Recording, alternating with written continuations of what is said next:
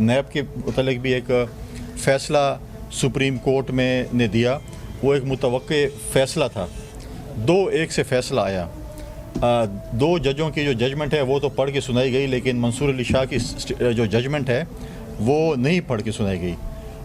قوم یہ بھی توقع کرتی تھی کہ ہم عدل اور انصاف کی توقع جوڈیشری سے ہمیشہ رکھتے ہیں۔ جس ملک میں عدل اور انصاف کا قتل ہو، عدل اور انصاف نہ ہو، تو پھر اس ملک کا جو ہے میں سمجھتا ہوں کہ کیا کہہ سکتے ہیں۔ لیکن وہ باب بھی آج ایک اور شخص کا تاریخ باب ختم ہونے جا رہا ہے اور ایک نیا باب شروع ہونے جا رہا ہے۔ ہم امید کرتے ہیں کہ ایک سپریم کورٹ عدل اور انصاف، جوڈیشری عدل اور انصاف کرے گی۔ سپریم کورٹ نے منصور علی شاہ کی ججمنٹ تو نہیں سنی، لیکن آن سوشل میڈیا موجود ہے اور میڈیا پہ بھی آ جائے گی، تو یہ چیزیں جو ہے، اور پاکستان پیپلز پارٹی کے اس پہ پہلے سے ہی موقف ہے۔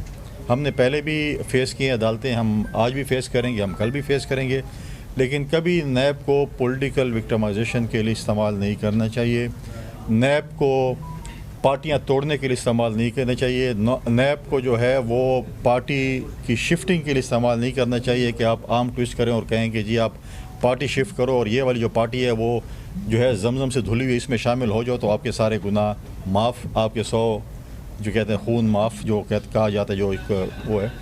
تو لہٰذا ہم نے تو پہلے بھی کہا، کیونکہ 2008 اور 13 میں جب ہماری حکومت تھی، آپ نے بھی دیکھا کہ کوئی بھی پولیٹیکل قیدی موجود نہیں تھا۔